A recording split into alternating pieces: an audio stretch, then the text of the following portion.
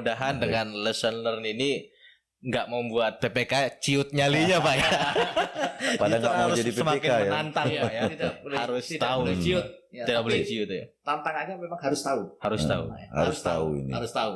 Ya, meskipun itu bukan tugas kita, tapi kita harus tahu itu semua. Karena apa? Ya, Berhadapan langsung. kita nanti yang akan menghadapi masyarakat, kita Betul. akan menjelaskan masyarakat seperti pada saat konsultasi publik. Baik. Yang bisa menjelaskan kepada masyarakat apa pentingnya pembangunan ini. Pembangunan ini. Yang bisa menjelaskan adalah PPK, PPK. bukan pemerintah daerah. Kenapa sih dibangun di situ? Apa keuntungannya dan sebagainya? PPK harus tahu gitu ya. Betul. Jadi, salah satu tuntutan untuk apa namanya PPK. PPK. Ya, cukup baik. Demi suksesnya itu. Sukses. Karena Iya, betul. intinya sukses enggak kan yang pegang kan PPK-nya. Kan Benar. PPK kan. Betul, Pak. Yang Betul. punya DIPA siapa? Iya. Kan PPK gitu kan. Ya memang kekuatan itu berasal dari pesan itu tersampaikan Pak ya, ke masyarakat dengan baik ya, program-program pemerintah. Baik, mungkin kita lanjut Pak ya. Tadi Bapak sudah sempat sampaikan bahwa tahap yang kedua adalah tahap persiapan Pak ya, di mana penanggung jawabnya adalah pimpinan daerah.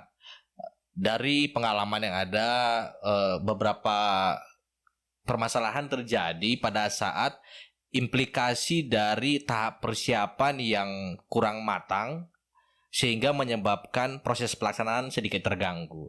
Semisalnya banyak kadang-kadang pada saat terjadi proses pelaksanaan itu berlangsung, adanya pengukuran, tiba-tiba warga itu kaget gitu kan ya. Loh, kok tanah saya diukur? Ada apa ini? Berarti pesan yang didapat pada saat tahap persiapan informasi ini tidak tersampaikan secara langsung. Nah, mungkin yang paling sering terjadi ini Pak terjadi pada klaster-klaster perumahan Pak.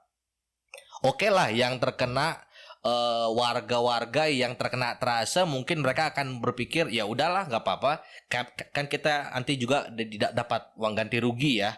Yang bermasalah ini seringkali warga yang tidak terkena atau mungkin dalam istilahnya terdampak. Jadi sehingga tadinya klaster ini ada pelayanan, ada taman, ada jalan, tiba-tiba karena tol kepotong sehingga fasilitasnya hilang, atau mungkin dari segi aspek kenyamanan klaster jadi nggak enak lagi dah. Kira-kira terpotong gitu kan.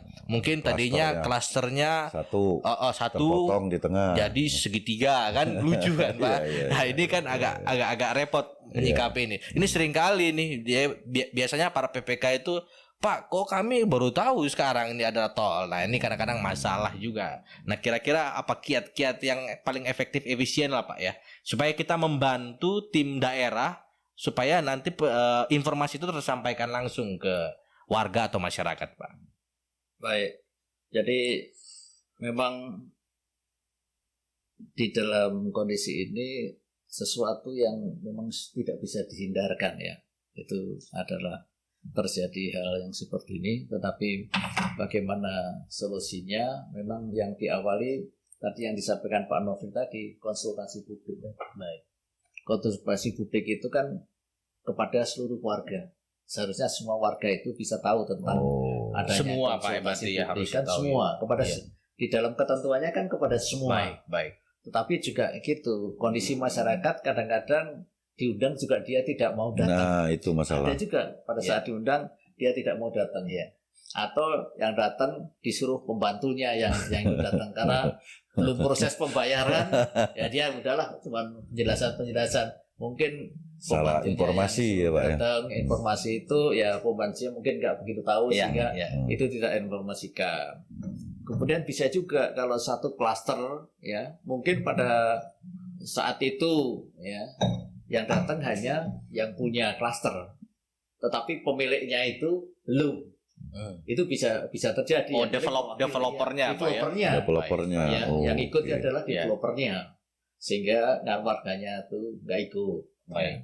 Nah, memang kalau dalam pengadaan tanah kan semua diganti. Kalau taman ada tamannya terkena, kan taman itu diganti. Baik. Nah, harusnya tanggung jawab dari developer adalah uang taman itu jangan untuk dia. Jadi ganti taman lagi. Kan itu menjadi taman lagi karena taman itu sudah hak fasilitas untuk Fasum dan Fasum Fund Fasos di daerah itu. Baik. Itu kan merupakan milik bersama dari orang yang tinggal di kawasan itu. Ya, tuntutannya adalah yang tadi dapat uang tadi ya harusnya untuk bangun baru Fasos ya di situ juga. Cocok, artinya podcast ini didengar oleh developer juga. Iya. betul. Penting ini Pak. Betul penting. Yang terjadi memang sering itu kan. Sebenarnya developer itu seperti dapat uang tambahan. Wah, pantas diam-diam nih Pak ya kalau gitu ya. Karena ini Fasum dan Fasos diganti oleh pemerintah ya soalnya tambahan. Padahal sebenarnya Fasum dan Fasos itu merupakan haknya dari penghuni. Apalagi Fasum dan Fasosnya belum diserahkan ke Pemda lagi ya. Belum dihibahkan Pak ya. Belum dihibahkan. Betul. Umumnya begitu. Sebagian besar adalah memang belum diserahkan. Belum diserahkan ya Pak ya. Gitu ya. Iya. Jadi nganggapnya masih pribadi Pak pribadi, ya. Pada saat pembebasan kan mesti kita cari kan siapa pemiliknya. Betul. Dari surat-suratnya masih milik developer. Masih milik developer ya. Si kita kan nggak mau tahu kan. Udah serahkan aja ke situ. Nah, tinggal developer dengan masyarakat. Jadi adanya komplain-komplain masyarakat tadi ya nanti bisa diselesaikan dengan developernya kan. Karena pada intinya adalah semua dapat. Tetapi memang yang di pembebasan itu yang sering jadi masalah adalah kalau kayak perumahan itu ya bukan orang yang terkena ya. Iya. Yang masalah adalah orang yang tidak terkena. Tidak terkena. Gitu ya. Terdampak ya. Terdampak. Karena apa? Kalau yang terkena kan dia dapat ganti rugi. Dapat duit Pak ya. Dapat duit bisa beli lagi. Yang lebih besar lagi. Lebih besar. Bisa beli lebih besar lagi. Ganti untung ya. Yang terdampak ini dia tidak dapat uangnya gitu, tapi kena dampaknya. Betul. Nah ini yang memang solusinya seperti apa? Memang secara hukum masih agak susah kita untuk menyelesaikan itu. Jangan-jangan yang demo ini atau apa itu yang terdampak malah Pak, yang suka demo ini yang terdampak biasanya, karena Pak. aksesibilitasnya terpotong. Biasa gitu ya. Betul. Biasanya memang itu. Oke. Memang ngeri-ngeri sedap ya. Kadang-kadang pemerintah atau PPK itu di sisi yang serba salah gitu Pak ya. Dalam satu pihak kalau dia menganggap itu terdampak dan benar-benar terdampak, mungkin dalam satu sisi secara logikanya bisa dibayarkan. Tapi kan tidak semua, apalagi terutama terhadap APH Pak ya. APH ini nganggap lah ini adalah pemborosan gitu kan. Tol kan nggak ngendaki itu untuk dibebaskan. Kenapa dibayar? Nah ini yang kadang-kadang agak ngeri-ngeri sedap oleh PPK gitu. Pengalaman yang sering terjadi sih gitu Pak. Iya Pak ya. Nah ini penting juga karena memang ini yang sering terjadi pada saat pelaksanaan pengadaan tanah, di mana PPK yang dalam tanda kutip memang harus berhadapan langsung Pak dengan warga, menjelaskan, dan memang poin pentingnya tadi Bapak sampaikan bahwa memang diharapkan kalau bisa 100% informasi ini tersampaikan Pak ya, tidak terhadap wakil-wakilnya yang nanti menyebabkan kericuhan lah ya di tahapan pelaksanaan. Ini poin penting bagi kita sebagai insan PUPR. Memang ada suatu yang kesulitan sekarang adalah untuk bisa menyampaikan seluruhnya kepada masyarakat itu kan butuh waktu. Sementara waktu kita adalah sangat dibatasi dengan tujuan dari pembangunan itu dipercepat sehingga kadang-kadang ya kita dalam pelaksanaan ini ya mengurangi orang-orang yang yang diperkirakan akan protes ini akan dihindari gitu ya. Karena kalau itu dihadapi butuh waktu, habisin energi, butuh waktu, sementara kita ada tuntutan untuk percepatan. Nah itu yang terjadi memang itu ya seninya di situ ya. Gitu ya. Bagaimana kita bisa baik. Jadi tadi telah Bapak utarakan juga bahwa setiap tahapan kan mempunyai produk Pak ya. Kalau tahap perencanaan berarti produknya adalah dokumen perencanaan pengadaan tanah. Kalau tahap persiapan berarti produknya adalah penetapan lokasi Pak ya. Nah, di undang-undang kita nih Pak kan sudah menyatakan bahwa penetapan lokasi itu selama 2 tahun dan boleh diperpanjang selama 1 tahun. Kurang lebih seperti itu Pak ya. Kira-kira menurut Bapak yang ada dalam undang-undang atau peraturan saat ini dan yang sudah berkembang pada pelaksanaan infrastruktur ini apakah sudah cukup atau mungkin ada usulan lain Pak? Gimana menurut Bapak? Ya, memang waktu saat menyusun undang-undang juga sudah terjadi perdebatan cukup keras juga. Baik. Karena bagi pelaksana waktu 2 tahun itu adalah sangat singkat, apalagi diperpanjangnya hanya 1 tahun gitu ya. Tapi ya itu akhirnya memang keluar di dalam peraturan seperti itu, dan dalam praktek memang ada yang bisa. 2 tahun itu ada yang bisa. Dengan perpanjangan 1 tahun bisa. Dan ada juga yang masih belum selesai. Baik. Tapi sekarang di dalam perpresnya sudah ada revisi kan. Sudah ada revisi yang 1 tahun itu dirubah menjadi 2 tahun. Jadi perpanjangan bisa 2 tahun. 2 tahun. Baik. Gitu ya. Terutama untuk proyek-proyek PSN. Ya. PSN. Untuk PSN itu bisa diperpanjang. Bukan 1 tahun tapi jadi bisa 2 tahun. Jadi perpanjangannya bisa 2 tahun. Jadi memang idealnya sih memang itu sudah dibahas dulu Pak ya pada saat penetapan undang perencanaan. Ya mungkin tadi ngelanjutin Pak Nofri bahwa tadi kalau hitungan teoritisnya 500 berapa berarti kurang lebih kan dalam 2 tahun itu harapannya apabila tidak ada keberatan itu harusnya bisa terselesaikan Pak ya. Ya. Setahun setengah ya, setahun 6 bulan itu. Setahun 6 bulan Pak ya. Itu harusnya udah selesai. Iya. Ya. Supaya tapi kalau tidak ada masalah hukum ya tanpa keberatan itu mestinya di bawah 1 tahun 319 hari. Karena memang dari teman-teman gitu ya. Karena kalau sudah habis terus kan berarti harus ngulang lagi Pak ya. Ngulang lagi dari awal itu kan lagi ya. Energinya besar juga Pak mengulang lagi itu. Betul. Nah, itu yang terkadang juga beberapa pimpinan daerah tidak ada juga yang keberatan kok diperpanjang kadang-kadang gitu ya gitu Pak. Karena harganya bisa berubah kan? Bisa berubah dan mungkin tergantung situasi sosial di lapangan juga Pak. Gitu. Ya karena pengalaman waktu saya di Balai 6 itu Pak Seta, Mas Arif. Iya. Jadi teman-teman itu khawatir itu yang Cimanggis Nagra ya kalau nggak salah. Itu kalau perpanjangan penlok appraisal kan sudah ikut di situ ya Pak ya. Kita takut harganya nanti bisa naik berubah jauh malah itu. Sementara uang kita katakanlah hanya untuk membayar ya hasil sebelumnya karena begitu penlok kan diukur lagi ya. Betul. Nah, itu masyarakat udah nuntut lagi itu dia nggak mau pakai appraisal yang lama gitu Pak. Ya, memang salah satu kenapa waktu itu ditetapkan hanya 2 tahun, kemudian perpanjangan 1 tahun adalah mempertimbangkan dampak harga dan sebagainya. Kalau semakin seperti yang terjadi zaman dulu, Bebas besar kan bisa terjadi 5 tahun. 5 tahun harganya masih sama dengan harga awal. Jadi makin macet dulu itu karena apa?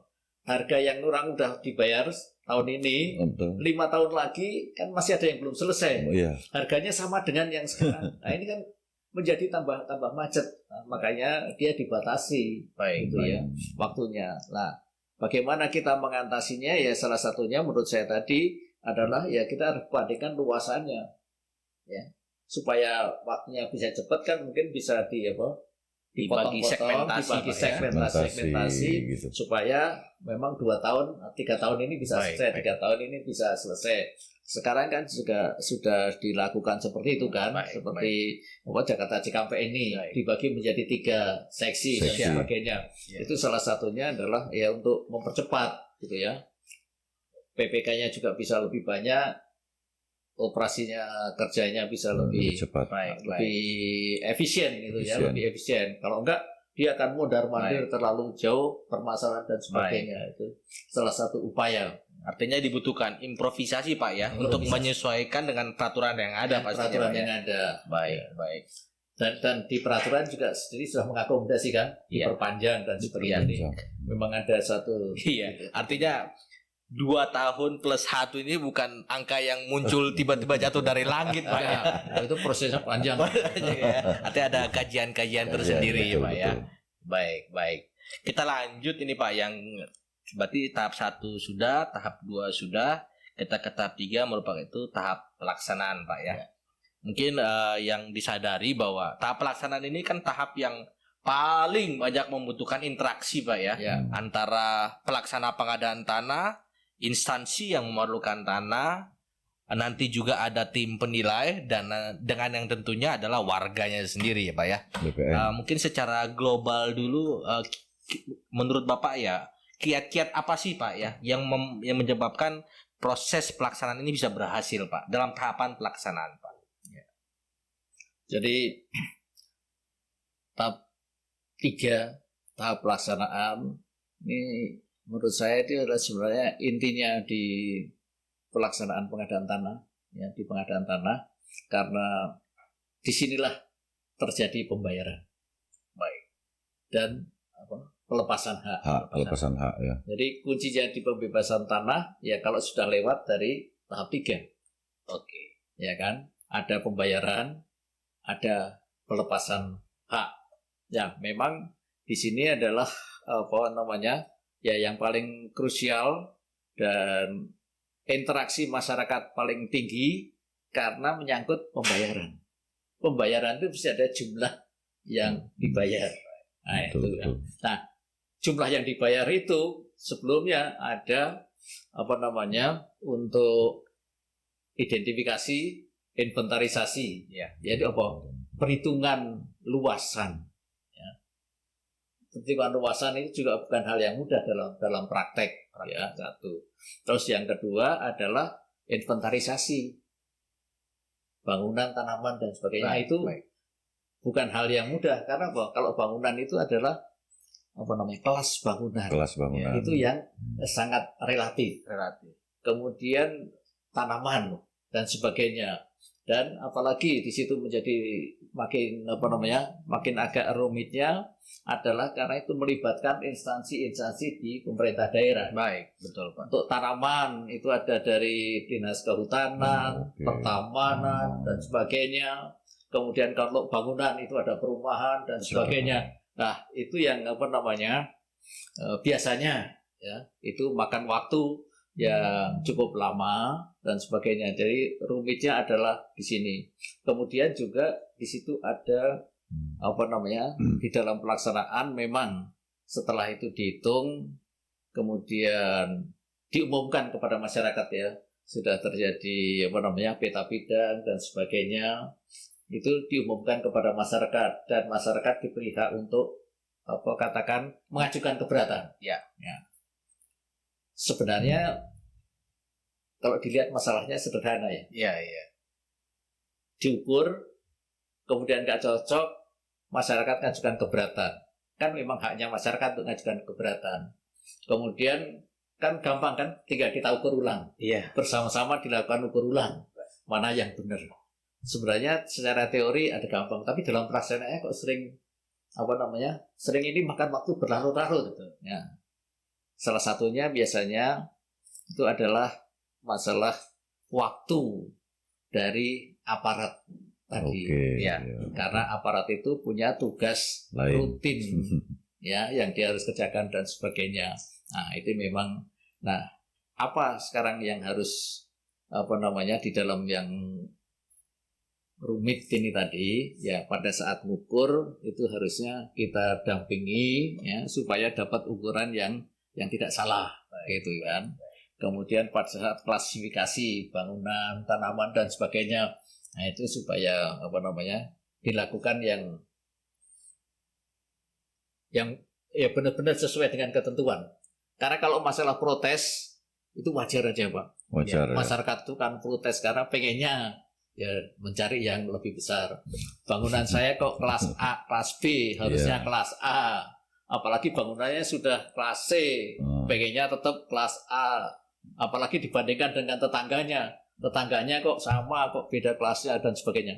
Nah itu memang ada, dan ya itulah apa namanya uniknya di pengadaan tanah. Iya. Iya. Iya. Jadi sering Pak berarti pada saat proses apa tadi pelaksanaan ya, Ya, ya itu sering lah saya itu kan ke lapangan. Nah tiba-tiba ada rumah itu gimana Pak? Awalnya kosong, terus tiba-tiba ini kapan ini nanam kelapa ini ya kan gitu. Karena ada fasilitasi tanaman diganti rugi kan. ya, Nah, ini gimana kita menentukan, kamu ini baru nanam ini begitu ada pengumuman pembebasan. Nah, itu gimana itu, Pak? Tahu-tahu ada rumah hantu. Balik-balik lagi kayaknya emang bener tanahnya Pak Nofri mau kena. Nggak jadi kena. Nggak jadi. Ya, Pak Nofri. Ya, kalau hal itu sebenarnya bukan hal yang baru. Bukan yang baru. Dari dulu juga sudah Dari ada. dulu ya Pak ya. Dari dulu juga sudah ada. Ya, yang ketika akan dilakukan apa namanya inventarisasi, demo ke lapangan, yang tadinya lapangan menjadi kebun, ya kan? Dan kebun itu kadang-kadang di jumlah luasannya sama tanamannya banyakkan tanamannya, jadi semua jadi hutan, jadi tempat pembibitan dan sebagainya. Itu jadi tempat usaha pembibitan lah Pak. Usaha masyarakat memang ada seperti itu. Ya biasanya kita memang itu kerjasama dengan aparat setempat ya. Dan memang yang sulit adalah terutama mengenai bangunan segala macam, bangunan tumbuh. Jadi ketika sudah mulai diukur, malah dia baru membangun. Iya. Ada apa ya? Bahkan ada yang lebih ekstrim lagi, bangunan itu bangunan pindah-pindah. Dipindahin. Knockdown itu. Knockdown. Dia bisa diangkat, pindah. Digotong Pak ya. Disewakan enggak? Disewakan ke tetangga. Ada jasanya. Dan itu terjadi. Itu terjadi. Di satu kelurahan itu terjadi, dan itu dibilain sama lurahnya. Itu terjadi ya. Yang saya hadapi itu terjadi hal-hal yang seperti itu. Nah, itu memang ya apa namanya seninya kita di lapangan. Betul. Untuk bisa menghindari hal-hal yang seperti itu. Kalau sekarang sebenarnya lebih mudah karena sekarang kan ada kamera, betul Pak, dan sebagainya, atau pakai drone dan sebagainya. Itu adalah ini loh kondisi awal seperti ini. Satu. Terus yang kedua, ketika kita lakukan konsultasi publik dan sebagainya, gitu ya, kita jelaskan bahwa jangan ada yang melakukan itu, karena kalau yang seperti itu, ini kita sudah foto semuanya. Jadi bangunan-bangunan yang baru nanti tidak akan dihitung, gitu ya. Itu bisa disampaikan. Salah satu upaya ya adalah ya kita dengan merekam video, dan video itu disampaikan pada saat konsultasi publik dan sebagainya. Kita memang akan semua bangunan tanaman yang ada di situ memang akan diganti semuanya. Akan diganti ya Pak. Tapi yang diganti adalah yang sudah dibangun sebelumnya. Nah, ketika setelah selesai itu ya bangun itu nggak akan diganti. Nggak akan diganti. Perlu. Nggak dihitung. Ya harusnya, tapi itu memang menjadi tempat keributan kalau nggak dihitung. Mas Haryanto ada nggak pengalaman selama jadi PPK? Tapi memang pesan dari Pak Wijaya Seta tadi betul Pak. Jadi sekarang tuh kan karena pembebasan tol ini sudah marak Pak ya. Jadi masyarakat tuh semakin pintar. Jadi dia tahu gitu mana sela-sela yang bisa dalam tanda kutip mendapatkan keuntungan. Walaupun secara hukumnya tidak boleh. Memang sebagai insan PUPR ya kita harus dinamis gitu ya. Betul. Apabila ada celah ini kita harus bisa membackupnya dengan teknologi. Sebenarnya poin pentingnya di teknologi itu Pak ya. Teknologi mulai dari dokumentasi, kita bisa pakai drone, manfaatkan. Jadi memang selain dibutuhkan kemampuan untuk kita mempertahankan bukti yang ada, dan juga kita harus fight dengan warga, maksudnya dalam arti fight bukan dalam fisik gitu ya, mempertahankan bahwa ini sebenarnya tidak boleh secara hukum ini tidak boleh apabila tadi gara-gara ada jalan tol tiba-tiba muncul bangunan baru atau tanaman baru. Karena memang sejatinya memang bangunan dan tanaman itu yang diukur adalah pada saat penetapan lokasi, Pak ya. Itu memang yang harusnya boleh diukur, dan memang tadi praktek di lapangan disampaikan juga itu poin penting pada saat konsultasi publik, Pak. Terkadang di konsultasi publik itu memang harus disampaikan, bahkan bangunan pun setelah ditetapkan penetapan lokasi tidak boleh ditambah-tambah lagi. Artinya kadang-kadang ada yang punya bangunan, tiba-tiba gara-gara ada motor dia tahu, wah dia terus bangun lagi tuh, atau ditingkatkan lah, tapi ditingkatkan dengan spek yang rendah. Nah ini kadang-kadang menyebabkan masalah. Ya kita, ya tadi poinnya penyampaian informasi itu harus bisa ditangkap dengan baik oleh masyarakat, karena ujung-ujungnya kita harus mempertanggungjawabkan keuangan negara, Pak ya. Kita jangan sampai keuangan negara itu bocor akibat ulah atau tindak-tindak yang tidak bertanggung jawab gitu sih, Pak. Yang biasa terjadi di PPK tuh kadang-kadang gitu. Dan integritas juga, Pak. Ujung-ujungnya integritas juga. Kadang-kadang ya tidak bisa dipungkiri, Pak, dari kalangan dalam lah ya. Ada yang bermain juga kadang-kadang gitu, Pak ya. Betul. Itu sih. Itu emang seninya pengadaan tanah itu, Pak. Ya, pengalaman gitu. Jadi rumah pindah dan sebagainya. Betul. Jadi diangkat rame-rame itu. Sepengetahuan RT-nya ya. Yang dibangun adalah rumah-rumah panggung. Yang bisa dipindah-pindah gitu. Jadi nggak terlalu berat. Gitu. Teringat saya yang di Kertajati itu, Pak. Kan Kertajati itu aksesnya kita yang bangun, Pak ya. Betul. Dari Bina Marga Balai itu bahasanya itu rumah hantu katanya. Rumah hantu. Rumah hantu. Artinya tiba-tiba aja muncul dengan spek pakai asbes, dinding GRC, tanpa lampu, tanpa fasilitas gitu kan. Jadi itu, tapi waktu itu untungnya memang langsung ada intervensi dari Pak Menteri, Pak Menko Polhukam waktu itu, Pak Luhut, karena memang kepentingan dia juga waktu itu, langsung akhirnya diselesaikan dan tidak dibayarkan. Itu tidak boleh dibayarkan tuh, Pak. Gitu.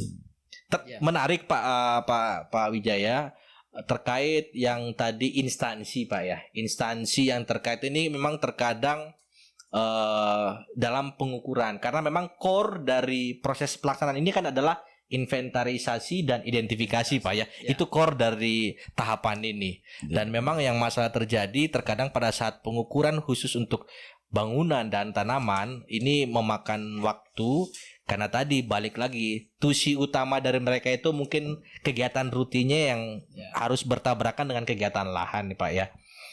Menurut Bapak apa ya kiat-kiat atau apa ya yang mempercepat supaya kerjasama ini baik antara dari Kementerian PUPR atau PPK dengan instansi yang terkait, atau mungkin adalah alternatif atau solusi lain, Pak? Baik, aturan memang sudah dibuat seperti itu ya, artinya bahwa pengukuran dan sebagainya itu sudah ada instansi yang melakukan. Baik. Kemudian di instansi itu kan memang punya staf, punya personil yang ada saat ini gitu ya, dan itu yang bisa dipakai. Tapi di satu sisi bahwa kita itu ada tuntutan untuk melakukan pembebasan demikian luas dengan waktu yang demikian singkat. Sehingga apa itu solusinya? Karena kalau saya lihat ya dalam praktek itu kita tidak bisa paksakan mereka untuk kerja lembur setiap hari, itu nggak mungkin. Kerja lembur setiap hari dia nggak mungkin. Apalagi dia untuk meninggalkan tugas-tugasnya, itu juga tidak mungkin untuk meninggalkan penuh gitu ya. Sehingga kita harus, yang saya kembangkan adalah kita harus berpikir bagaimana kita membantu menyelesaikan hal yang seperti itu. Jadi ya mulai saat itu kita selalu waktu itu adalah kita pakai namanya konsultan Bantek. Konsultan bantuan teknis. Ya, konsultan bantuan teknis ini kita bisa memilih sesuai dengan kompetensi yang dibutuhkan, keahlian yang dibutuhkan untuk membantu pemerintah daerah atau dari BPN yang membutuhkan itu. Misalnya pengukuran. Orang dari BPN terbatas. ya kita bisa bantu. Oke. Ditambah konsultan yang ahli di dalam pengukuran. Tapi memang itu harus ada koordinasi. Ya. Koordinasi dengan instansi ya melakukan itu, kemudian kita tambah bantuan tenaga atau mungkin bantuan peralatan. Kalau di BPN kan ada bantuan untuk peralatan, ya kan, untuk bisa mempercepat pelaksanaan itu, gitu ya. Dan juga mungkin untuk dari pemerintah daerah, ya, yang melakukan pengukuran bangunan dan sebagainya, ya kita bantu dengan tenaga-tenaga konsultan. Nah, memang konsekuensinya adalah ya kita akan menambah biaya untuk tambahan personil untuk membantu itu adalah tambahan biaya. Tapi menurut saya tambahan biaya itu adalah wajar karena apa? Kalau waktunya makin lama kan biayanya juga besar juga. Semakin mahal juga. Kalau itu mau cepat yang harus ditambah. Ini konsekuensi dan itu hal yang memang harus disampaikan kalau kita ada pemeriksa dan sebagainya. Ya memang kita harus bisa sampaikan bahwa kalau ini waktunya lama kan biayanya besar juga. Honorarium kan honorarium bulanan kan. Ya. Nah, honorarium bulanan, bulannya makin nambah, ya waktunya makin nambah, biayanya juga makin besar. Kalau kita menambah tenaga juga nambah biaya, tapi waktunya bisa makin pendek. Jadi sampai saat ini upaya yang bisa dilakukan umumnya adalah menambah personil konsultan sesuai dengan kemampuan teknis ya, keahlian teknis yang diperlukan. Konsultan hukum juga ada yang dimasukkan di situ. Konsultan ahli pengukuran ada, mungkin tentang bangunan juga ada. Tanaman mungkin juga ada yang bisa untuk mengidentifikasi tanaman, melakukan survei dan sebagainya, sehingga mereka dari pemerintah daerah itu mungkin hanya sebagai koordinator di dalam dan pengawasan di dalam pelaksanaan pekerjaan usaha itu. Mungkin upaya-upaya itu yang saat ini menurut saya yang bisa dilakukan karena memang penelitian itu harus karena kita satu batang tidak dihitung aja protesnya udah, dan itu bisa makan waktu loh. Padahal hanya kurang satu gitu ya, itu bisa waktunya panjang, dia nggak mau terima dan sebagainya. Nah, kalau itu sampai ke pengadilan kan nambah berapa hari misalnya ya. Betul.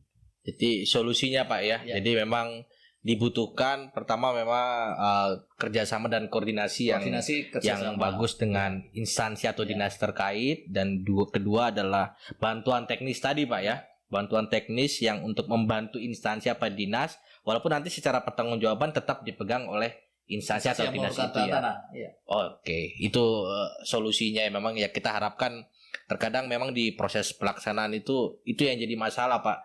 Sudah diukur tiba-tiba belum diumumkan gitu. Ditanya kenapa? Ini bangunan dan tanaman belum diukur. Nah, ini kan yang repot ya. Terkadang ya itulah sangkut pautnya.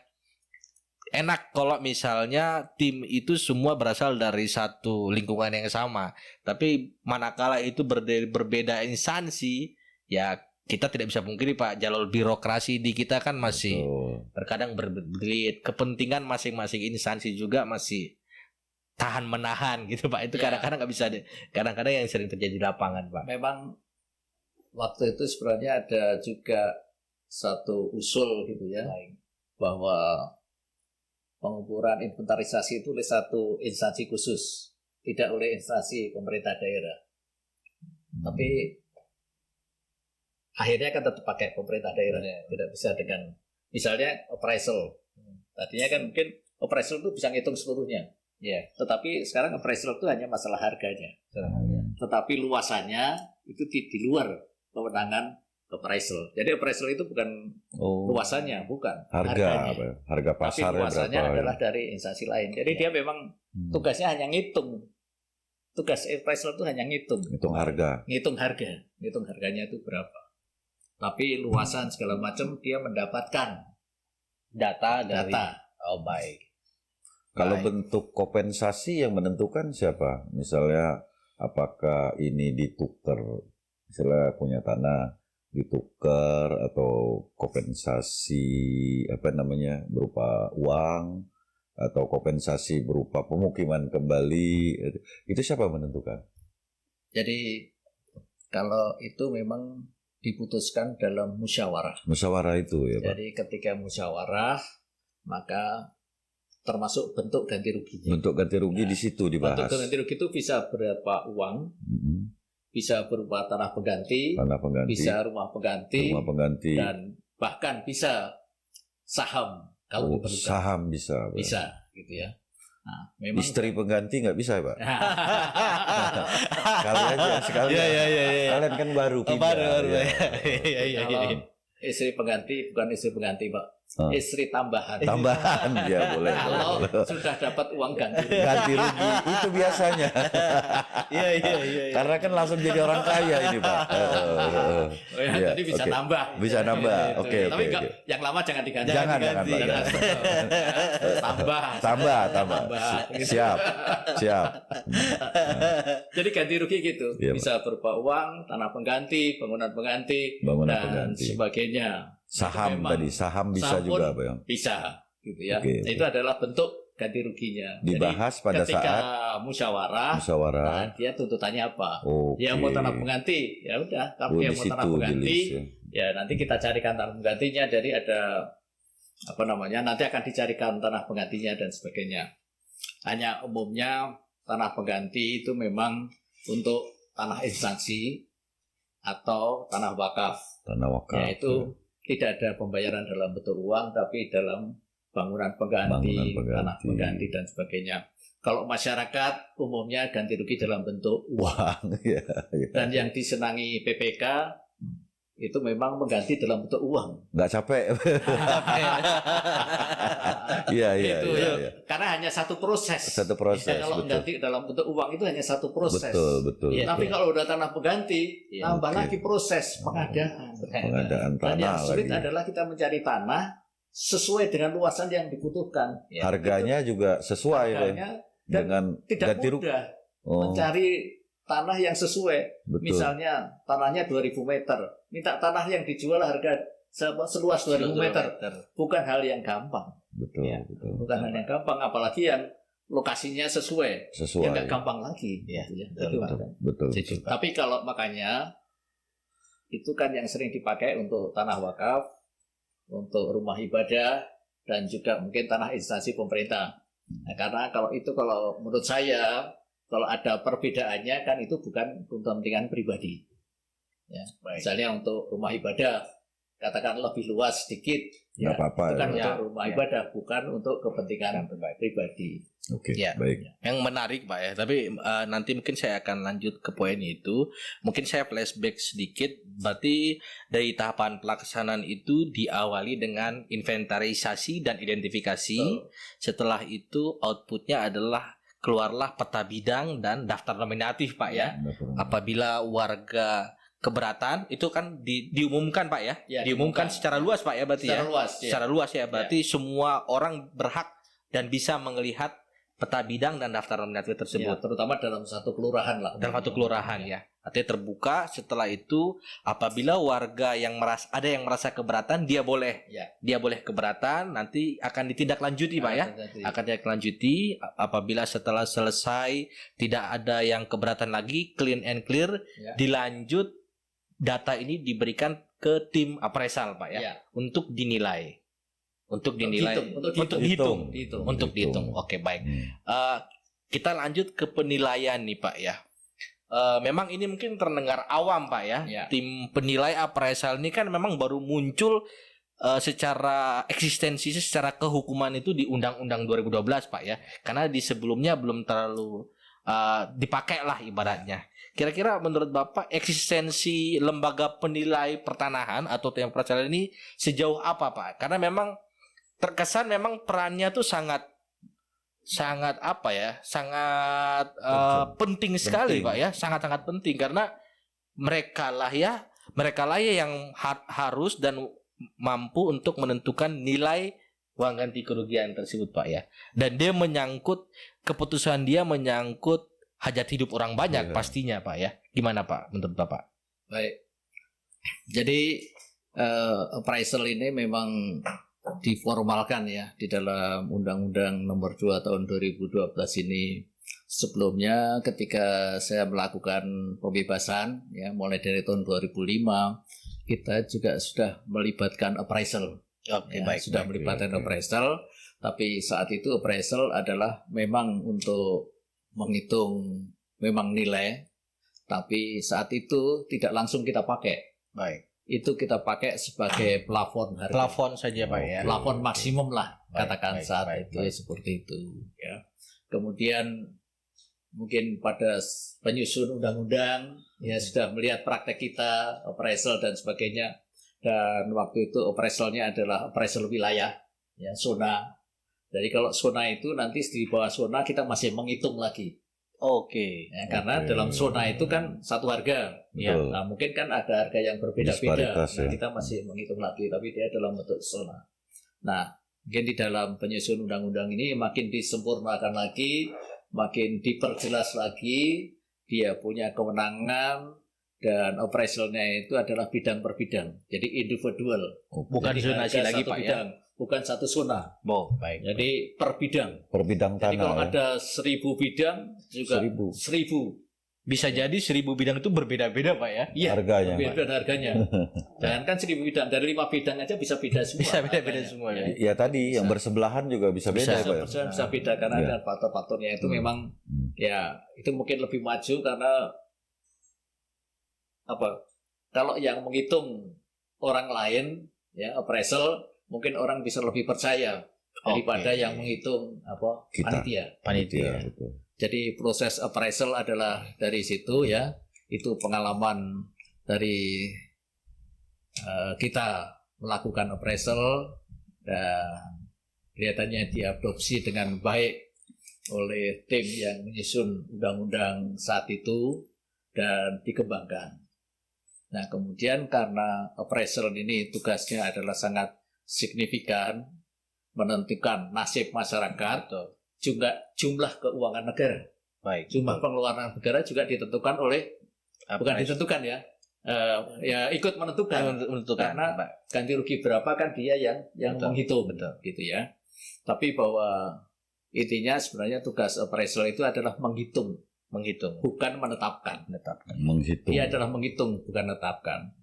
Makanya dengan posisi appraisal yang demikian penting, maka appraisal itu dibatasi, diberi persyaratan-persyaratan orang untuk bisa menjadi appraisal. Oke. Di antaranya bahwa appraisal itu bukan perusahaan, tetapi perorangan. Karena kalau perusahaan, dia bisa melimpahkan tanggung jawab. Kalau terjadi sesuatu kesalahan, dia kan bisa melimpahkan tanggung jawabnya ke perusahaan. Kalau ini adalah perorangan, maka kalau terjadi kesalahan adalah orang itu yang bertanggung jawab. Ya. Jadi dia adalah perorangan, kemudian dia dapat izin untuk operasi, untuk melakukan praktek perhitungan ini dari Menteri Keuangan. Dan dia bisa melakukan dapat lisensi itu dari BPN, Badan Pertanahan Nasional, sebagai melakukan perhitungan di bidang ganti rugi tanah. Jadi ini adalah appraisal, itu adalah suatu perorangan yang katakanlah secara kanunya adalah dia adalah profesional. Seperti dokter ya Pak ya? Ya seperti dokter, dia profesional. Dia punya keahlian, ya, ya advokat, kan? Punya keahlian, sehingga dia diberikan izin oleh Menteri Keuangan. Dia adalah profesional dan juga independen. Independen artinya dia tidak ada hubungannya dengan yang di afiliasi tadi dengan yang memerlukan tanah juga nggak ada hubungannya, dengan yang dihitung juga nggak boleh ada hubungannya, ya. Jadi dia independen, jadi tidak terpengaruh. Jadi tidak ada pesan dari PPK harganya jangan mahal-mahal ya, harganya jangan murah-murah. Kalau dari masyarakat kan harganya jangan murah-murah, dari kita adalah jangan mahal-mahal, kan gitu. Jadi appraisal ini Pak, dia tidak berhadapan dengan masyarakat ya? Tidak. Jadi dari peta bidang yang ada, dia semacam desk study itu dia hitung dia berdasarkan informasi. Jadi dia tidak ada wawancara atau komunikasi dengan katakanlah pemilik. Tidak ada.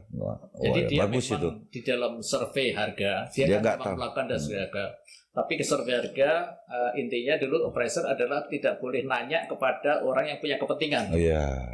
kalau Bapak nanya kepada orang yang kepentingan, mesti harganya tinggi. Iya, makanya Ya, karena Bapak mau dibebaskan, Bapak ditanya, mesti Bapak harganya berapa di sini? Oh, mesti tinggi, kan gitu kan ya.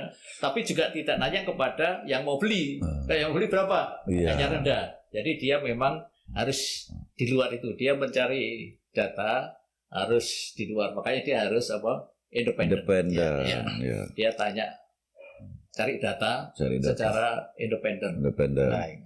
Jadi tidak tatap muka sama itu ya. Memang ilmunya appraisal tuh agak unik ya Pak ya. Unik, ya. Mungkin poin pentingnya itu berarti yang paling penting adalah independensi Pak ya. Independensi dan profesional Pak ya. Dan profesional. Itu, Karena apa? Karena dia harus profesional. Karena kalau misalnya ada kesalahan, ada gugatan dan sebagainya, kemudian dipanggil oleh aparat, dia yang harus menjelaskan. Aparat hukum. Baik. Nah, itu adalah operasi yang menjelaskan kenapa harganya sekian. Betul. Itu bukan PPK yang menjelaskan. Yang menjelaskan adalah appraisal kenapa harganya sekian. Baik. Memang pengamanan PPK maupun ini. Iya, di samping ditambahin tadi harus adanya izin dan lisensi Pak ya. Untuk apa beda izin sama lisensi ini Pak? Menteri Keuangan memberi izin, kalau lisensi. Jadi kalau izin itu adalah karena dia kan dari profesional tadi kan ya. Profesional. Jadi dapat izin melakukan itu kan dari Menteri Keuangan. Izin melakukan appraisal. Dan appraisal kan tidak hanya untuk ganti rugi. Appraisal biasanya dipakai oleh bank. Bank dalam rangka menghitung anggunan tanah yang mau dijadikan anggunan dan sebagainya. Bangunan itu adalah appraisal. Dia izinnya dari Menteri Keuangan. Jadi dia dia bisa berpraktek, itu izin dari Menteri Keuangan. Berpraktek. Ya. Kemudian kalau ini adalah menghitung ganti rugi, makanya dia tidak semuanya appraisal itu bisa. Ya, karena itu ganti rugi, maka dia dapat lisensi, istilahnya dari BPN itu adalah lisensi. Karena memang harus ada dulu tuntutan kita adalah harus ada siapa yang meloloskan appraisal ini gitu ya. Kalau PPK cari appraisal kan tidak bisa sembarangan karena apa? Dia harus menilai kan. Betul. Nah, makanya appraisal ini yang di bidang perhitungan ganti rugi itu adalah sudah tertentu. Dia mendaftar di BPN, kemudian diseleksi oleh BPN, kemudian yang lolos ini. Jadi kalau para PPK itu mau lelang, minta data appraisal di satu daerah, ya mintanya ke BPN karena di setiap daerah itu sudah ada. Baik. Memang terkait profesionalitas penilaian di lapangan, bahkan untuk beberapa appraisal atau kalau nomenklaturnya kan konsultan jasa penilai publik Pak ya, KJPP itu untuk beberapa KJPP yang sudah profesional itu bahkan sebelum jalan tol itu terbangun mereka sudah punya datanya, data nilai pasarnya, sehingga tadi Pak terkait itu ya, namanya kalau informasi itu sudah muncul tol bakal akan dibangun, itu langsung fluktuatif harga langsung naik tinggi. Nah itu situ data-data itu sudah diketahui sebelumnya oleh tim-tim appraisal. Artinya mereka punya sebaran data sudah ada sebenarnya. Itu yang membuat semakin bernilai lah si konsultan jasa penilai publik ini Pak ya. Karena memang yang dituntut kan sebenarnya dengan adanya penilai ini kepercayaan Pak ya, kepercayaan dari masyarakat nih bahwa penilai ini menilai secara adil, tidak berat ke pemerintah. Namun pemerintah juga menganggap bahwa penilaian ini harus memberi nilai penggantian yang wajar Pak ya. Biasanya kalau output dari laporan appraisal itu adalah bukan nilai ganti kerugian judulnya. Kalau outputnya itu namanya nilai penggantian wajar. Penggantian wajar. Iya, jadi wajar. Yang wajar. Karena di dalam ketentuan juga gitu. Jadi pembebas tanah kita memberikan ganti kerugian yang layak dan wajar. Betul. Wajar, layak, adil dan layak. Kan ini wajar. Ini memang agak ngeri sedap nih kalau masalah harga Pak ya. Terkait itu Pak, saya lanjut ya untuk nilai uang ganti kerugian kan menurut peraturannya berarti setelah appraisal ini menghitung Pak ya, menghitung dan hasil hitungannya itu diberikan kepada ketua pelaksana pengadaan tanah melalui instansi yang membutuhkan tanah untuk ditetapkan Pak ya, benar Pak ya? Ya. Untuk ditetapkan. Nah, terkadang masalah besaran ini menjadi masalah ke pelaku pengadaan tanah karena umumnya warga itu pada saat kita balik lagi Pak ya, pada saat inventarisasi dan identifikasi, hal yang ditanyakan pertama pasti apa Pak ya? Harganya Pak ya. Misalnya nih dari tim mau minta fotokopi dokumen gitu ya, identitas kepemilikan, AKTP, itu terkadang terkendala, nggak mau warganya ngasih itu. Yang ditanya emang harganya berapa kan gitu Pak ya. Gitu gimana Pak? Kiat-kiat supaya nanti kita kasih tahu ke warga itu ya bahwa hey, ini pelaksanaan ini itu tidak ujuk-ujuk harga gitu, tapi ada proses-proses sehingga apabila prosesnya ini bagus, lancar, tepat data, harganya pun akan layak gitu Pak. Ya, memang kiat-kiatnya kembali lagi kalau saya adalah mengharapkan kepada PPK dan stafnya ini untuk bisa memberikan sosialisasi kepada masyarakat. Baik. Sosialisasi informasi itu sangat penting, ya, terutama yaitu menjelaskan tentang bagaimana harga. Ya, harga ini dihitung oleh appraisal, gitu ya. Nah, ini yang sangat penting buat masyarakat, dan yang perlu diinformasikan kepada masyarakat adalah harga ini dihitung oleh appraisal, dan perhitungan itu dasarnya udah A, B, C, D dan sebagainya, banyak memperhitungkan. Baik. Dan memang di dalam perhitungan harga dan juga di dalam perpresnya sendiri atau undang-undang sendiri itu juga sudah diamanatkan bahwa tidak merugikan masyarakat. Baik. Memberikan ganti rugi yang wajar. Apa layak dan wajar itu? Adalah kalau orang sekarang punya tanah 100 meter persegi di daerah ini, maka ketika dia diberikan ganti rugi bisa membeli tanah minimal dengan luas yang sama di daerah yang sama. Itu adalah layak dan wajar, itu harus seperti itu. Nah, sehingga di dalam ganti kerugian juga diperhitungkan masalah adanya pajak, ya, adanya tenggang waktu. Ya, kalau ada tenggang waktu itu kan misalnya rumah saya dibongkar, saya mau pindah rumah baru, saya harus tinggal di mana? Nah, padahal tanah saya udah dibongkar, rumahnya ini belum jadi, saya harus tinggal di mana? Maka kan saya harus tinggal katakanlah di penginapan atau atau harus ngontrak dulu dan sebagainya. Hal seperti itu yang harus diperhitungkan juga di dalam appraisal ini. Makanya orang sering melihat kan ini ganti untung dan sebagainya. Padahal sebenarnya semuanya itu adalah pengganti dari kerugian yang tidak secara fisik. Jadi ganti rugi fisik dan ganti rugi yang non fisik. Itu harus ada, itu diperhitungkan dalam appraisal. Tapi memang mungkin dalam sosialisasi mungkin itu tidak disampaikan karena nanti semua orang menghitung itu nanti kan ya. Yang tahu itu adalah semakin pinter Pak ya. Appraisal yang punya ilmunya tentang itu. Saya pun ya cuman tahu aja bahwa ini ada hitungan, tapi berapa besarannya itu adalah appraisal. Karena ya. Itu sangat relatif menurut saya. Ada faktor-faktornya. Mungkin yang orang tahu ekonomi tahulah itu masalahnya. Itu memang semua itu diperhitungkan. Jadi sebenarnya bukan untung, tetapi kerugian, tetapi non fisik. Kerugian non fisik itu yang diganti.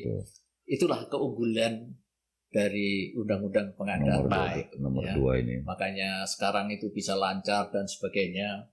Mungkin buat pemerintah juga karena mengganti dalam jumlah yang cukup, itu tidak ada beban menyengsarakan rakyat. Baik. Kalau dulu saya jadi PPK sebenarnya ada beban menyengsarakan rakyat karena saya mau bebaskan tanpa ganti rugi.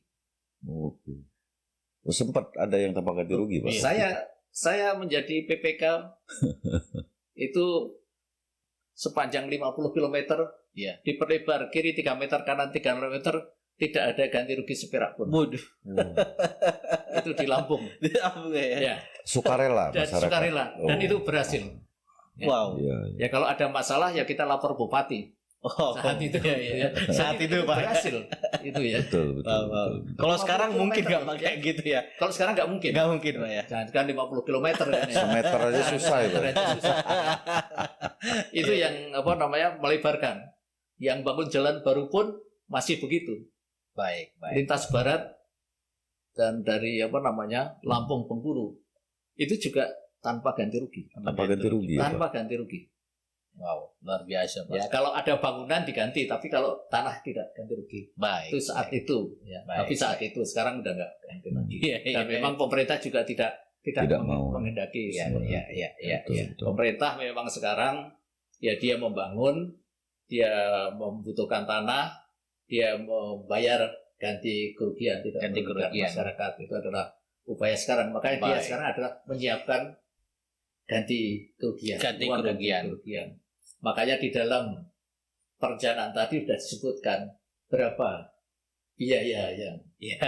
bahkan kalau saudara misalnya mengajukan kepada BPN mau melakukan pelaksanaan pengadaan sudah ditanyakan uangnya ada tidak. Uangnya tidak. Betul, betul. Kalau tidak ada dia nggak mau melaksanakan. Betul. Nah, itu Ketersediaan anggaran Iya. Pak ya. kan sudah seperti itu kan. Iya, baik, baik. Menarik ini Pak, memang Banget.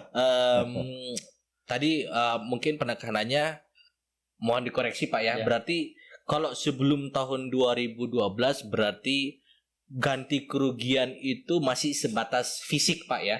Artinya mungkin keunikan dari yang sekarang ada penambahan non fisik Pak ya. Ya. Penambahan non fisik. Mungkin yang sebelum tahun 2012 kalau boleh dikatakan berarti yang diganti hanya bangunan, tanaman dan tanahnya ya pastinya ya. Tanah, bangunan, Tanah, bangunan dan tanaman. Berarti fisik yang bisa dinilai secara visual ya. Tapi yang keunikan yang sekarang setelah ada Undang-Undang 2012 yang melibatkan penilai, Ya. ada penambahan dari yang non fisik. Salah satunya berarti tadi ada mungkin kompensasi masa tunggu, mungkin Pak ya. Ada pemerintah juga membayar biaya transaksi untuk pajak-pajak, artinya itu semua ditanggung pemerintah. Dan kerugian misalnya Ya, tanah itu berupa warung. berupa warung. Warung Usaha, nanti Pak, harus ya. tutup. Tempat usaha. Usahanya Pak ya. Usahanya. Usahanya Ya. diganti Ya. juga Pak ya. Ya diganti karena apa? Baik, baik. Misalnya baik. warung sate warung sate kan sudah laku di Betul. situ kan, Ya, dia ya. harus pindah. pindah.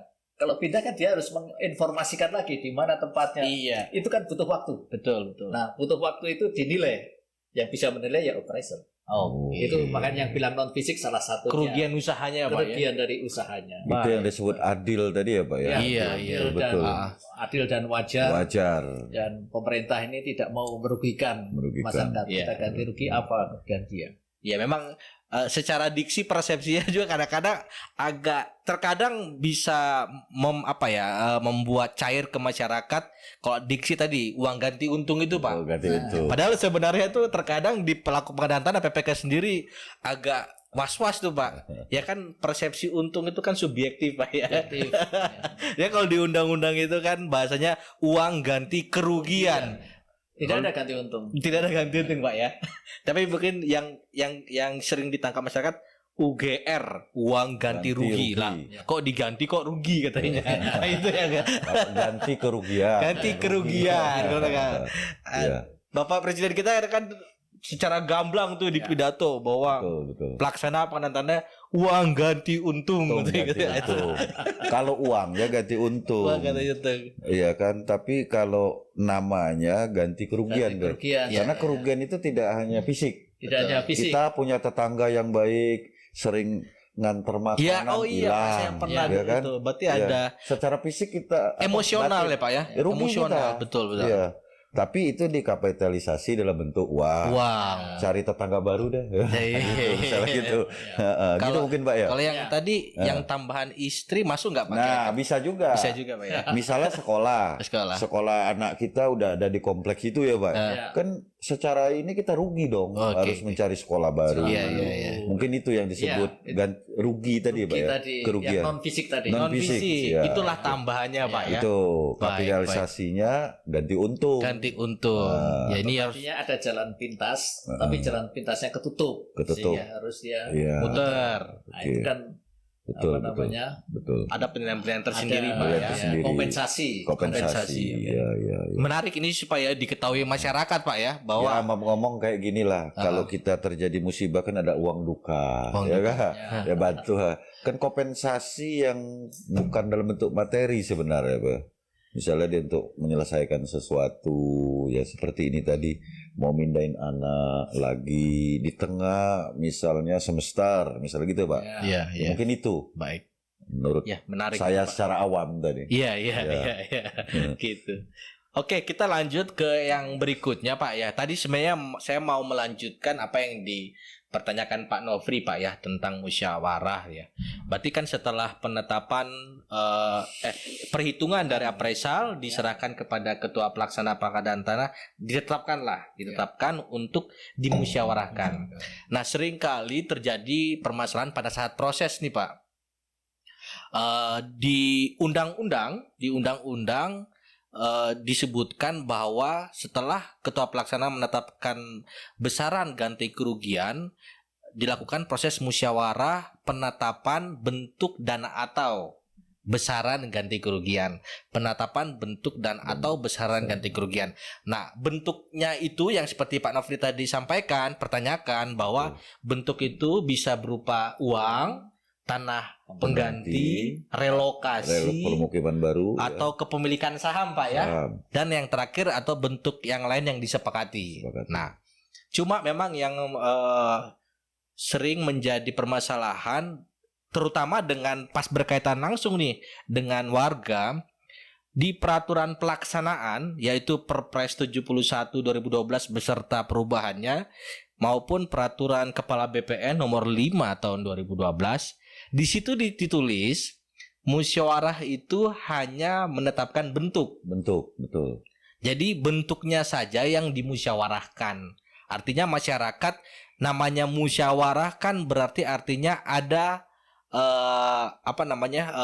kesepakatan. Artinya dari warga, dari 5 bentuk itu, apakah saya mau nggak terima uang atau tanah pengganti saja atau saham. Nah, yang menjadi perdebatan manakala masyarakat itu mau musyawarah nilai. Artinya nilainya itu nggak bisa dong seenak-enaknya kepala BPN menetapkan tanpa ada negosiasi dulu. Budaya kita kan gitu Pak ya. Budaya kita dari dulu kulturnya apa-apa itu harus dinegosiasikan gitu. Walaupun terlepas dari besaran nilai itu Pak ya. Artinya semua harus dinegosiasikan. Jangankan itu, kadang-kadang kalau harga aja, kalau kita ibu-ibu ke toko Pak ya, harganya udah fix masih ditanya, ini harganya bisa turun nggak kan gitu kan. Ibaratnya kayak gitu loh Pak. Nah, ini gimana Bapak menyikapi ini di situasi yang berkembang, walaupun secara undang-undang, secara hierarkis hukumnya itu bahwa musyawarah itu bisa untuk nilai dan bentuk Pak. Gimana Pak? Baik, terima kasih bahwa memang ada yang seperti itu. Ini memang yang dicari adalah solusi sebenarnya. Dan dicari adalah solusi karena mempertimbangkan ya yang namanya musyawarah tentang besaran ganti rugi. Itu yang pertama memang dia butuh waktu. Dia akan butuh waktu. Dia akan tawar menawar dan sebagainya. Nah, tawar menawar ini memang sangat sulit. Sangat sulit. Karena apa? Kalau tawar menawar itu kan kita bisa menaikkan harga. Sampai batas mana kita bisa menaikkan harga. Dan itu memang yang dilakukan tim-tim yang dulu. Sebelum saat saya mengerjakan dulu, tim-tim yang dulu sebelum ada undang-undang ini, memang itu musyawarah. Jadi musyawarah harga appraisal sudah ada, kemudian kita musyawarah. Jadi appraisalnya itu sebagai plafon tertinggi. Kemudian nanti kita tawar menawar di bawah. Nah, dampaknya memang ada dari kasus semacam itu. Pertama kita nawar dari harga rendah, dimarahin masyarakat. Ya. Kemudian kok kita bisa naik dan sebagainya. Ya. Kemudian di sisi lain ada juga pernah terjadi ada tuntutan appraisal-nya 100.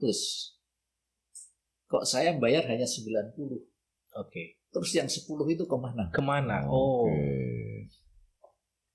Di satu sisi juga kita bisa waktu itu ada tujuan juga kita memanipulasi, membohongin rakyat. Karena appraisal udah ngitung 100, saya hanya bayar 90. Itu hal-hal yang terjadi saat itu. Saat itu terjadi seperti itu. Sehingga tim ini ya atau yang penyusun undang-undang, bukan penyusun undang-undang, jadi tim dari BPN ini kan mengevaluasi dari yang ada. Sehingga apa? Karena appraisal ini adalah orang yang punya keahlian untuk menghitung. Ya udah, hasil appraisal itu aja yang kita dipakai sebagai harga ya maksimum dan minimal. Itu sudah harga yang ditawarkan kepada masyarakat, harganya sekian. Harga fix, Pak, ya. Harga fix sekian. Masyarakat punya hak nggak untuk mengajukan keberatan? Baik. Kan punya. Baik. Mereka tetap punya keberatan. Silahkan ajukan keberatan, tapi tidak kepada pelaksana, tetapi kepada pengadilan. Baik. Jadi masyarakat tetap punya hak untuk mengajukan keberatan. Ya. Nanti yang memutuskan adalah pengadilan. Baik. Tetapi bukan pejabat. Nah, inilah kenapa kok akhirnya kok dibuat bahwa harga appraisal itu yang dipakai. Ya. Mungkin kok tidak ada musyawarah dan sebagainya. Pertama musyawarah adalah makan waktu. Seperti waktu itu kita musyawarah, itu bisa 5-6 kali musyawarah itu. Sering deadlock, Pak, ya? Sering deadlock musyawarah. Ya. Apalagi musyawarah dengan orang banyak. Iya. Ya kan? Yang 100 orang setuju, yang 2 orang nggak setuju. Nggak Tapi jadi. yang nggak setuju itu suaranya paling keras. Paling keras. Atau dia bisa mempengaruhi yang lain. Baik. Ya karena orang lain kan, ya kalau bisa naik kan lebih untung. Iya. Sehingga itu. Jadi musyawarah di dalam forum yang banyak itu memang itu bagus. Ya, bagus. Tetapi ada kelemahannya, waktunya tidak akan bisa lama. Satu, terus juga yang kedua, mungkin kita bisa menawar itu dalam rangka apa? Gitu. Baik. Apakah kita lebih tahu harganya, atau sekedar kita pengen lebih murah? Lebih murah. Karena yang tahu harganya adalah appraisal. Makanya dengan demikian, kemudian diambil salah satu solusi.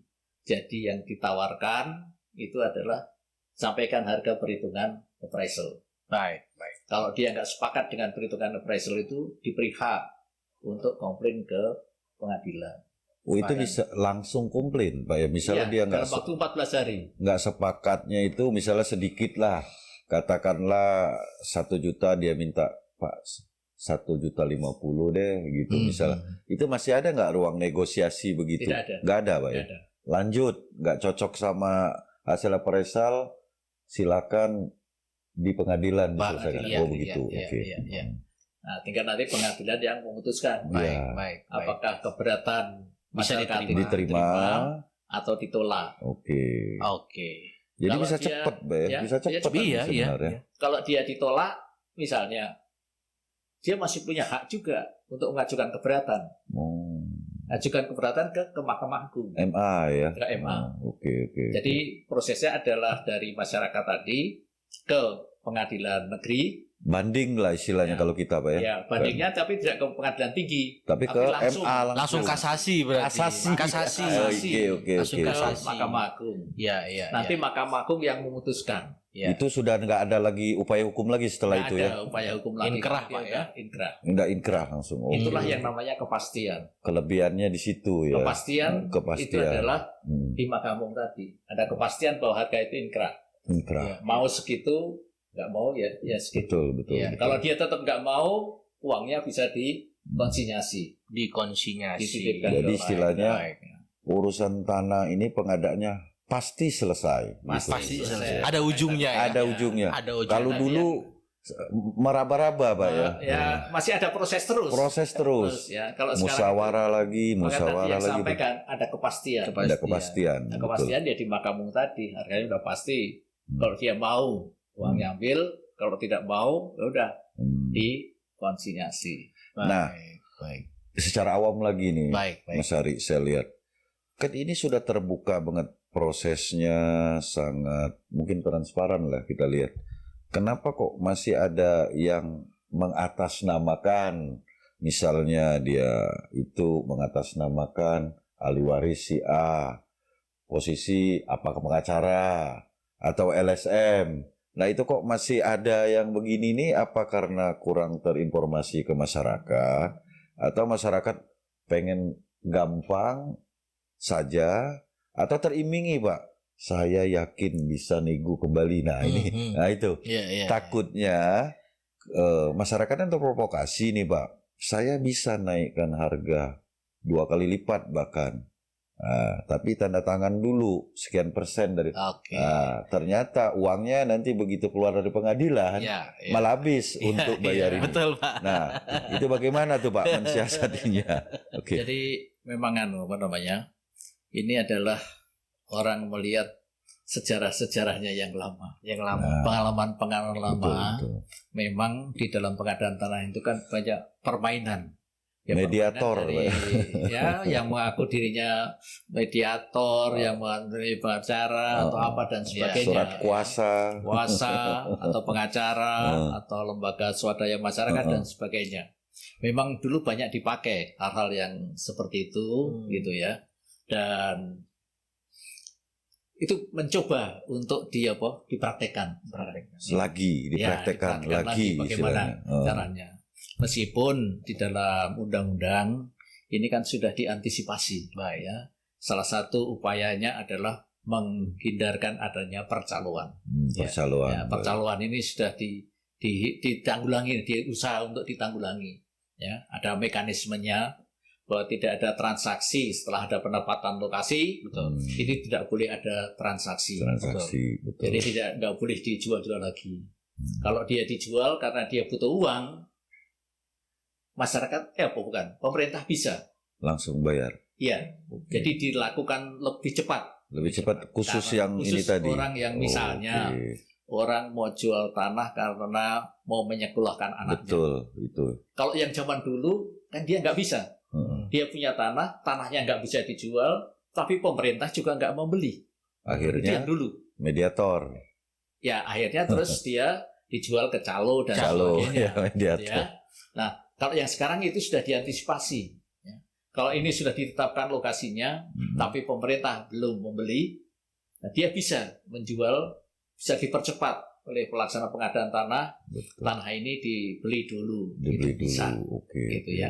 Itu upaya yang jadi peraturan yang sekarang sudah sangat baik, bisa mengakomodasi kesulitan-kesulitan masyarakat. Itulah namanya pemerintah tidak mau merugikan masyarakat, diberikan peluang. Siap. Jadi kelemahan-kelemahan yang terjadi dulu itu diantisipasi sekarang. Termasuk calo tadi, tidak boleh ada transaksi supaya tidak ada calo. Itu dihindarkan. Betul. Dan kalau ada calo pun sekarang harganya tidak bisa atas permintaan dia aja. Sudah dihitung oleh appraisal. Jadi kalau ada protesnya tidak ke pelaksana pengadaan tanah, tapi proseslah ke pengadilan. Jadi calo tadi silahkan ke pengadilan. Kalau pengadilan memutuskan, tapi dia tidak bisa mengganggu pelaksanaan ini ke pelaksana. Betul. Tapi sekarang mungkin masih ada upaya-upaya yang dia coba untuk mempengaruhi pelaksana dan sebagainya itu ada. Tapi itu sudah dari aturan, sudah diantisipasi untuk menyelesaikan itu Pak. Meminimalisnya tujuan dari peraturan tersebut sebenarnya ini Pak salah satunya bahwa sekalinya itu ditetapkan yang boleh mengubah-ubah itu hanya putusan pengadilan gitu Pak ya. Jadi sudah memberikan penjelasan ke masyarakat nih. Jadi percuma lah pakai mediator atau apa nggak ada gunanya gitu. Karena pengadilan Pak ya. Dan harga tidak akan berubah. Selama memang belum ada putusan pengadilan gitu. Kalau untuk merubah itu saya rasa itu kepastian tadi kepastiannya gitu ya.